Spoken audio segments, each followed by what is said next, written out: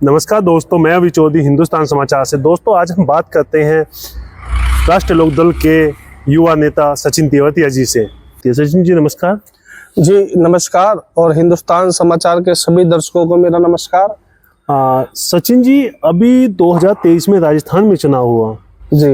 राष्ट्रीय लोकदल को 1 सीट मिली जी। कुछ राष्ट्रीय लोकदल हादसे पे नहीं जा रही है?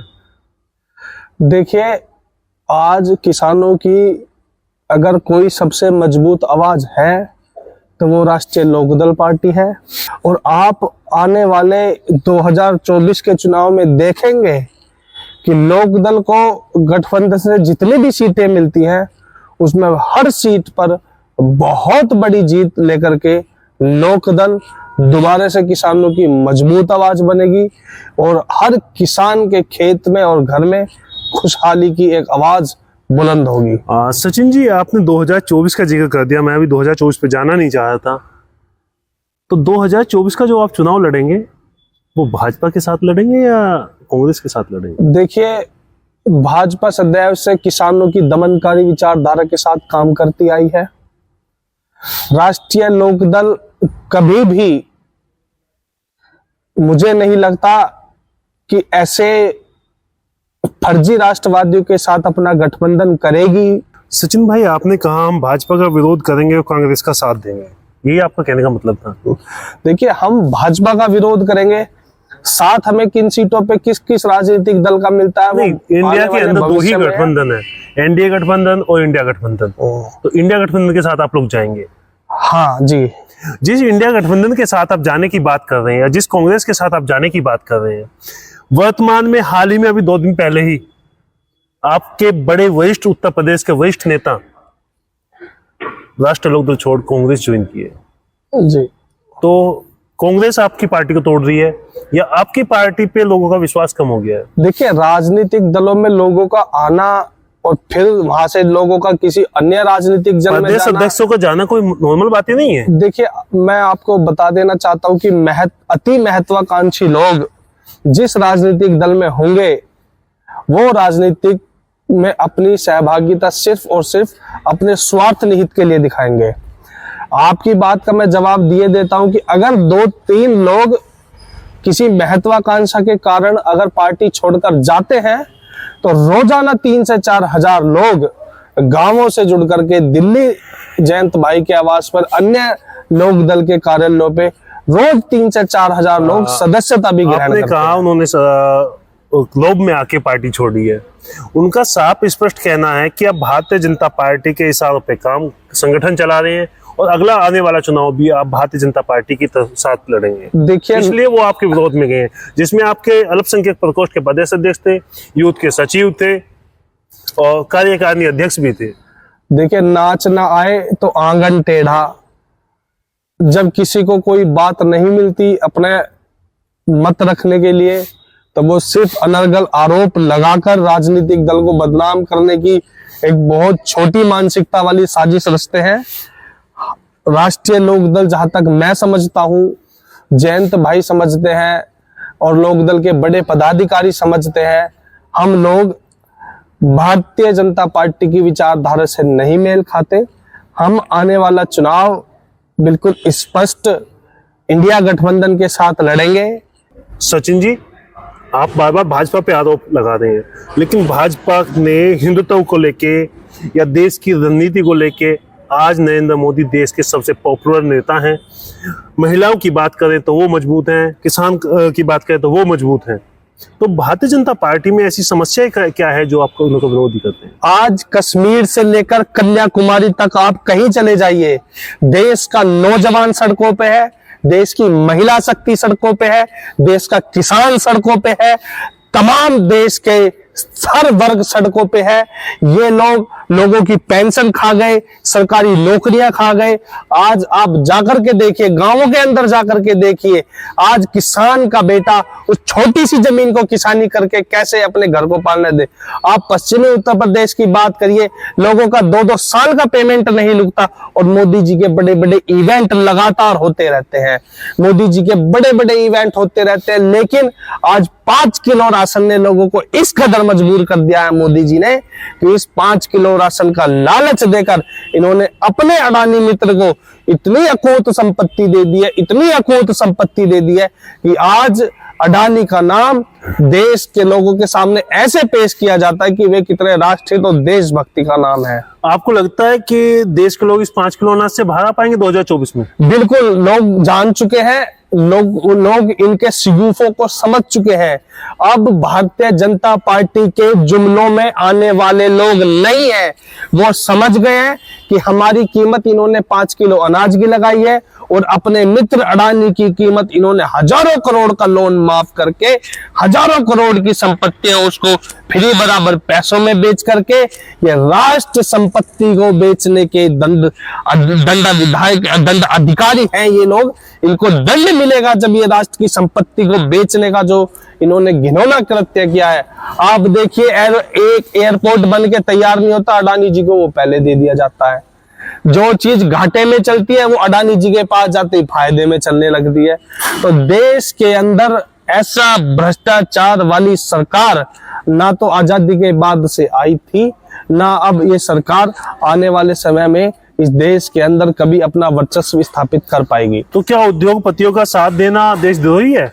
देखिए, उद्योगपतियों का साथ देना देशद्रोही नहीं है।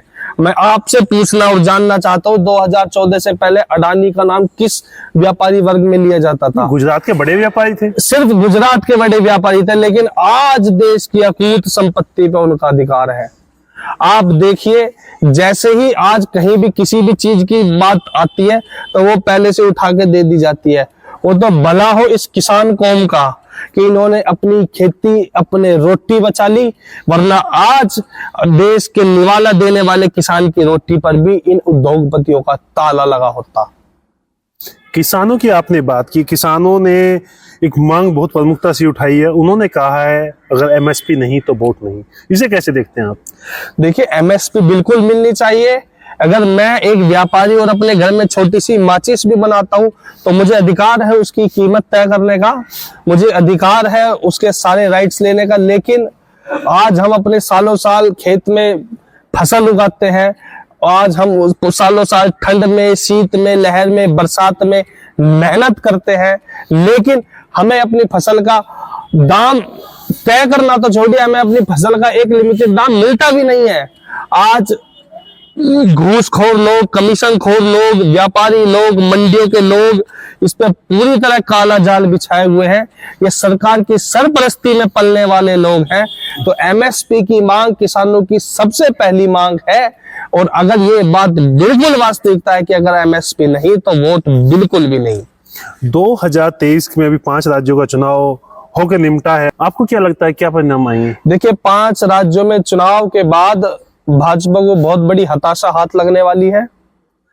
अन्य राज्यों में जहां जहां देखने, सुनने में और अन्य चैनलों के सर्वे के द्वारा रिपोर्ट आ रही है कि भाजपा मात्र एक आधे सरकार राज्य में सरकार बना ले तो बड़ी बात है, अन्यथा हो सकता है कि क्लीन स्वीप इस बार हो जाए और मोदी मैजिक, भाजपा की लहर, हिंदुत्ववादी संगठन, इन सबको पीछे छोड़ते हुए, इन सब खोखले नारों को पीछे छोड़ते हुए लोगों ने इस बार एक अच्छे नेता को वोट दिया है, परिवर्तन को वोट दिया है। और मुझे लगता है कि भाजपा को हताशा इस बार इस चुनाव के बाद जरूर हाथ लगेगी। ये गठबंधन 2023 में जिस तरीके से एक साथ नहीं आ पाया, क्या 2024 में एक साथ आ पाएगा? देखिए, गठबंधन की नींव ही 2024 के लिए रखी गई थी। ऐसा उस गठबंधन की नींव में कहीं नहीं था कि हम विधानसभा चुनाव मिलकर के साथ लड़ेंगे। इंडिया गठबंधन का जन्म सिर्फ और सिर्फ इन अताताही ताकतों को रोकने के लिए हुआ है। 2024 में इंडिया गठबंधन के अंदर कोई विरोध नहीं है, सभी बड़े नेता मिलकर के निर्णय लेंगे। और जैसा कि आपने कहा, तो अन्य राजनीतिक दलों में जब टिकट बंटवारे की बात आती है तो कई ऐसी चीजें सामने आती है कि कार्यकर्ता को भी देखना होता है, अन्य लोगों से तालमेल भी बिठाना होता है। लेकिन उसके बावजूद इस बार मामा की सरकार वहां से पूरी तरह अलविदा होगी, क्योंकि लोग वहां समझ चुके हैं कि वादों की झड़ी के अलावा अब इस सरकार के पास कुछ बचा नहीं है। और निसंदेह मध्य प्रदेश के अंदर मैं पूरी जिम्मेदारी से बात कह सकता हूं कि इस बार भारतीय जनता पार्टी की सरकार की वापसी तय है। घर वापसी तय है। बिल्कुल। सचिन जी, हम लोकदल आपकी पार्टी की तरफ लौटेंगे।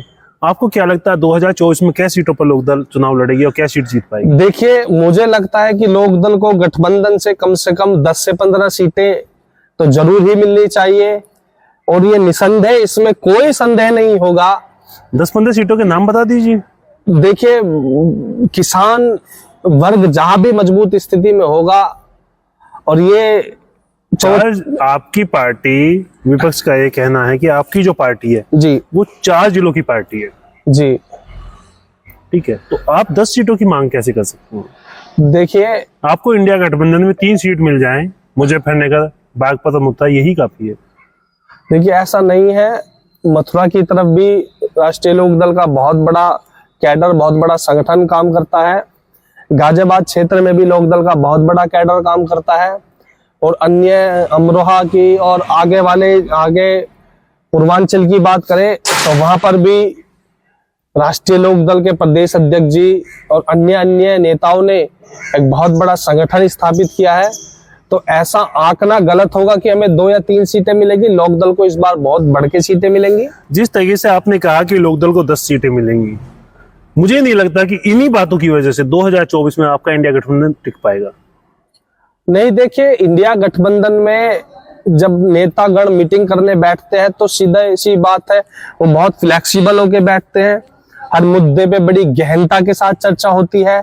हर मुद्दे को, हर सीट को लेकर के बहुत बारीक तरीके से अनुभव साझा किए जाते हैं। तो उसके पश्चात जो भी राष्ट्रीय लोकदल के खाते में सीटें आएंगी, जो भी हमारे नेता चुनाव लड़ेंगे, सिर्फ और सिर्फ उनका उद्देश्य एक ही है कि जहां पर भी भारतीय जनता पार्टी के सामने लोकदल का नेता चुनाव लड़ेगा, वहां बहुत मजबूत शिकस्त हम भारतीय जनता पार्टी को देने का काम करेंगे। ये तय है। 2024 में हम मोदी जी को कहां देखते हैं?